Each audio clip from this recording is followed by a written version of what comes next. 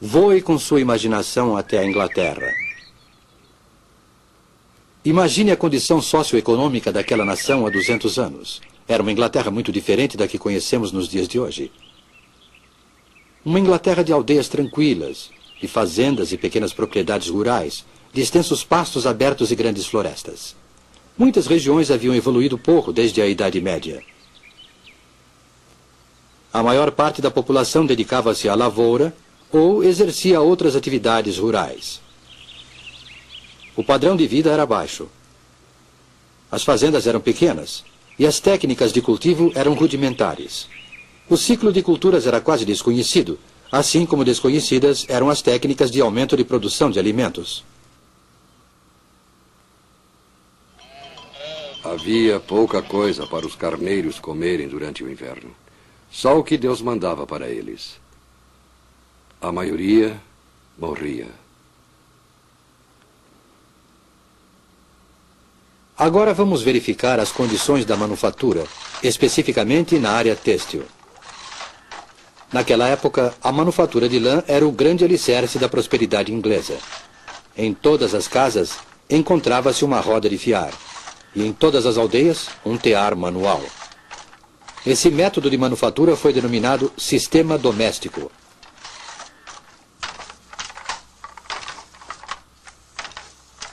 Timóteo. Sim, mestre. Venha cá. Continue esse trabalho, você consegue. Na sociedade inglesa, os mestres tecelões habitavam nas aldeias ou no campo, com todo conforto, e levavam adiante os negócios com capital próprio. O mestre também executava o trabalho manual, e quase todo o processo de beneficiamento de lã era realizado em sua própria casa. Além do seu tear, o mestre tecelão era proprietário de uma fazenda de 1 a 6 hectares, com alimento para os porcos, aves e algumas vezes para uma vaca. Possuía um barril de cerveja de fermentação caseira, uma roupa de trabalho e outra para os domingos. Tanto os aprendizes quanto os artesãos dormiam e comiam na casa do mestre tecelão.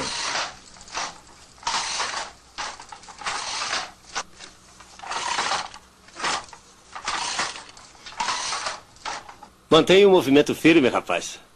Estou tentando, mestre, estou tentando. Claro, eu estou vendo seu esforço. Os mestres e os seus empregados eram geralmente ligados pela afeição, a ponto de não desejarem se separar. Os mestres pensavam que era obrigação deles manter os seus homens, inclusive quando os negócios não corriam de forma satisfatória.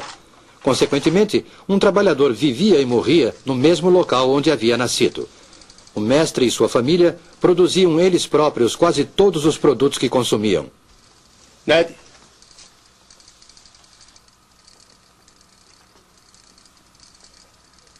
O que você acha? Ah, ele parece um campeão, não é? Eu vou fazer um casaco bem bonito. Ah, você é um menino de sorte. Agora pode ir. Ei, Ned! Valha-me Deus! Eles cultivavam na fazenda os cereais que os alimentavam, manufaturavam o tecido de lã com que se vestiam e satisfaziam as demais necessidades com o produto da venda do tecido por eles manufaturado. Há muito ainda para você aprender na arte da tecelagem. O pagamento é muito pouco para o aprendiz. Dinheiro não é uma coisa boa no bolso dos jovens. Na realidade, havia um aspecto muito desagradável no relacionamento entre o mestre tecelão e os trabalhadores. Existia, por exemplo, uma lei do governo proibindo aos trabalhadores de fazerem greve para reivindicar aumento salarial. Fizeram uma greve no inverno passado, mas a paralisação cessou por causa da repressão.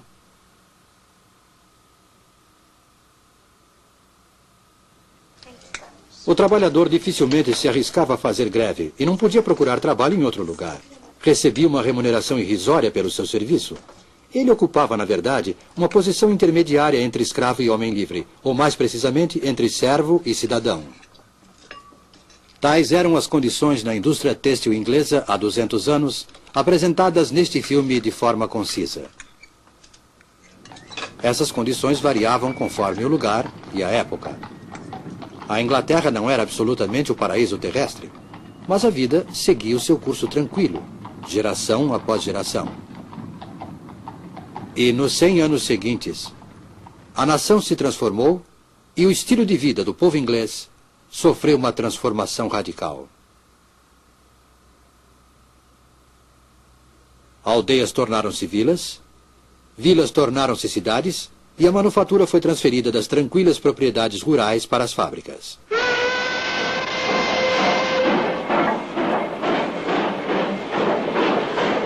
Essa transformação é chamada de Revolução Industrial. Podemos dizer, sem correr o risco de simplificar demais, que 3 tipos de máquinas destruíram o velho mundo e construíram o novo. A primeira foi a máquina de fiação. A segunda, o tear mecânico. E a terceira, o motor a vapor. A máquina de fiação, o tear mecânico e o motor a vapor. 3 instrumentos que, juntamente com outras máquinas, transformaram o mundo. Desde os tempos primitivos, o homem vem fabricando e utilizando instrumentos.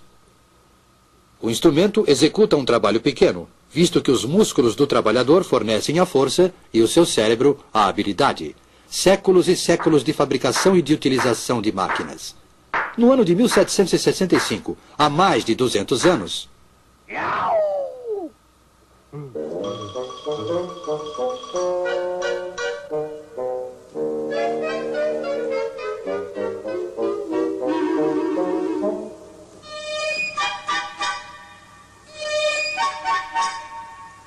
Jenny! Jenny! Eu consegui! James Hargreaves aperfeiçoou a máquina de fiação manual, batizando-a com o nome de sua esposa, Jenny. É a Spinning Jenny, a máquina primitiva de fiar difusos múltiplos. Essa máquina iniciou a revolução na manufatura da lã. A fiação era até então um processo lento, pois só se podia fiar um fio de cada vez. James Hargreaves colocou 8 fusos numa armadura e movia todos eles com uma manivela. Dessa forma, fiava 8 fios simultaneamente. A engenhosidade de Hargreaves lhe angariou o desagrado dos seus companheiros fiandeiros, que temiam perder o trabalho por causa da máquina.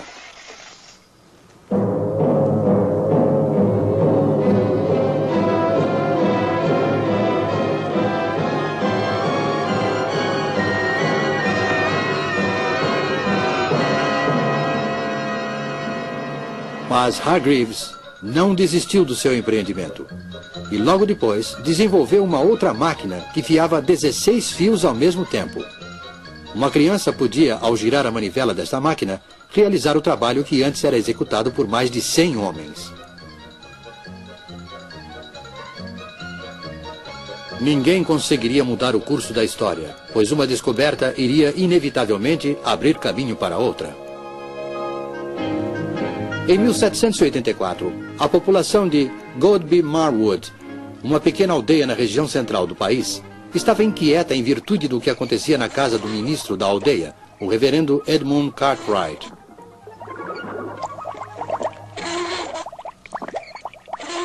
Acontecem coisas muito estranhas ali naquela casa. Parecem coisas do diabo.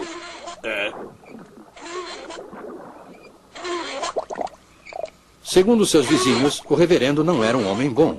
Acreditavam que ele praticava bruxaria. Mas tais temores eram infundados. Cartwright havia simplesmente desenvolvido uma máquina, acelerando assim o processo de industrialização. A partir de então, a energia não era mais produzida pelos músculos dos trabalhadores, como ocorria com a máquina de fiação. A fonte da energia seria a água. A força da água corrente foi utilizada para movimentar uma máquina de tecer. Estava criado o tear mecânico. O trabalho manual na indústria têxtil foi abandonado, como foi também o velho sistema doméstico de manufatura. O tear mecânico, além de ter um preço elevado para o tecelão comum, era muito grande para ser colocado em casa. Mas, se se pudesse comprar 12 teares e instalá-los num prédio, foi dessa forma que o tear mecânico acelerou o crescimento da indústria e do sistema industrial. A partir dessa época, em lugar de trabalhar em sua própria casa, o tecelão passou a morar em um lugar e a trabalhar em outro.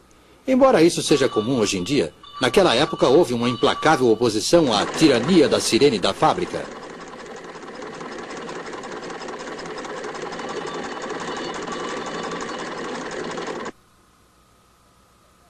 Houve tempos em que eu tinha vontade de jogar as minhas lançadeiras no chão. Mas a máquina que daria o maior impulso à Revolução Industrial ainda estava por vir. James Watt empenhou-se nesse trabalho e, por volta de 1781, aperfeiçoou o motor, convertendo-o em grande fonte de força. Essa era uma força barata e podia ser utilizada para dar movimento a todos os tipos de máquina.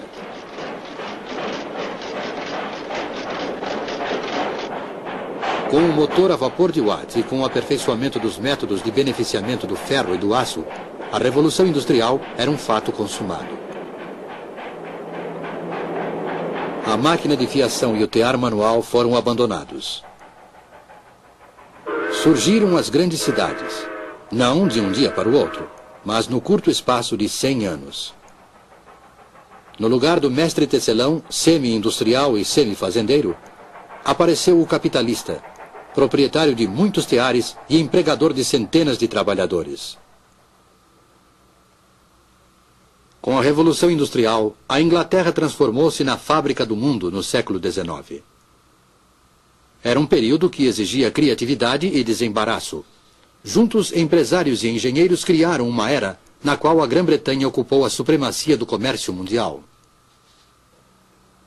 Ser um inglês no início do século XIX significava ter acesso, se fosse um inglês rico, a todas as comodidades e prazeres que o mundo podia oferecer.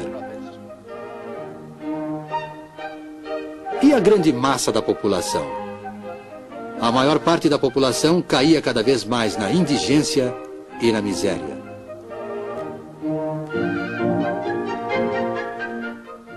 A vida do trabalhador inglês, incluindo mulheres e crianças, era uma luta miserável pela sobrevivência, tendo dois inimigos, o empregador e a máquina.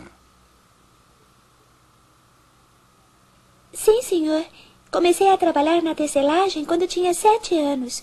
Meu horário de trabalho é das 5 da manhã até as 8 da noite.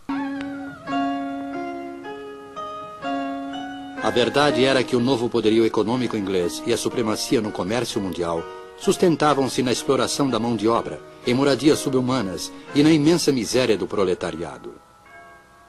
Era esta a civilização prometida pela máquina?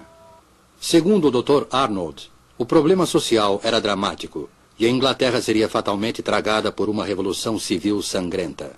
Apesar de todos os distúrbios e tumultos, os quais sempre ficaram limitados a determinadas áreas, a tão esperada e temida Revolução Sangrenta não aconteceu na Inglaterra como acontecera na França.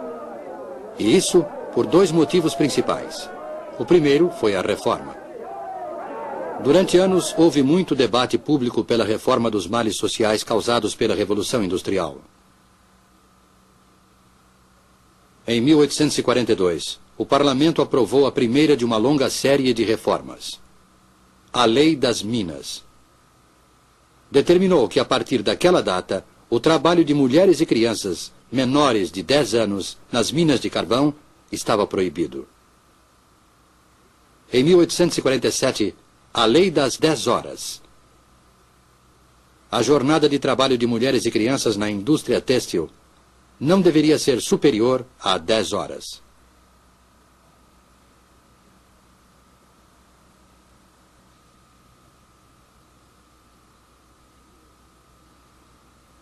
E em 1875, os sindicatos, que até aquela data tinham seus poderes de negociação limitados por lei, ganharam proteção legal. A partir de então, o operário tinha um amparo legal para se reunir com seus companheiros em defesa de melhores condições de trabalho, redução da jornada e aumento salarial. A produtividade foi o outro motivo. Assim como a reforma, ela evitou que os problemas sociais da industrialização causassem uma revolução civil. Na época do trabalho manual, antes do advento das máquinas, a produção de um sapato exigia aproximadamente 18 horas de trabalho, pois um único artesão executava todas as etapas de produção. O artesão sentia-se gratificado pelo seu talento. Mas, para sobreviver, era obrigado a trabalhar muito para compensar sua baixa produtividade, que era inevitavelmente baixa, dado que ele só podia executar uma única operação por vez. O acabamento podia ser excelente, mas o preço do sapato feito à mão era elevado e, consequentemente, poucas pessoas podiam pagá-lo.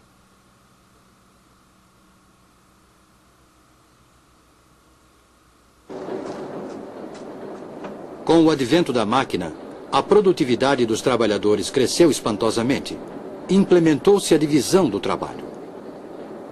Do beneficiamento do couro até o produto acabado, cada operário executava somente uma operação, repetindo-a várias vezes. Desde que o couro estivesse beneficiado, um sapato podia ser produzido em menos de 20 minutos, ao invés de 18 horas exigidas pelo método artesanal.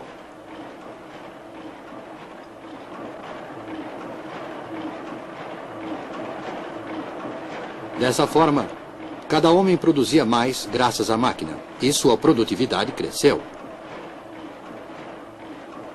As horas de trabalho em toda a indústria foram diminuídas.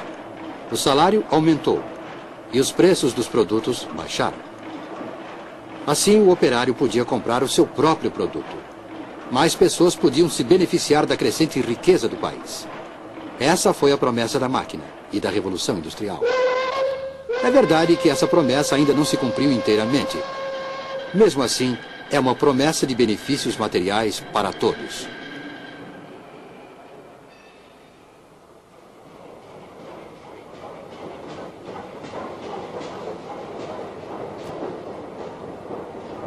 O século XIX, o século da Revolução Industrial, foi uma época de grandes realizações para a Inglaterra.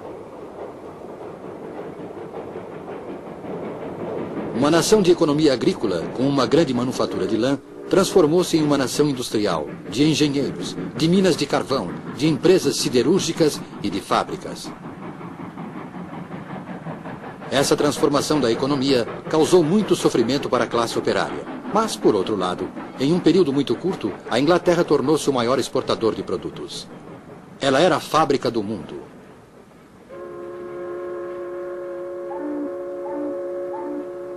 Além de exportar locomotivas, motores a vapor, têxteis e outros produtos acabados, talvez o que mais a Inglaterra exportou foi a industrialização. Dessa ilha separada da Europa pelo oceano, a Revolução Industrial se espalhou, levando para o mundo os grandes problemas, assim como os benefícios materiais da moderna civilização industrial.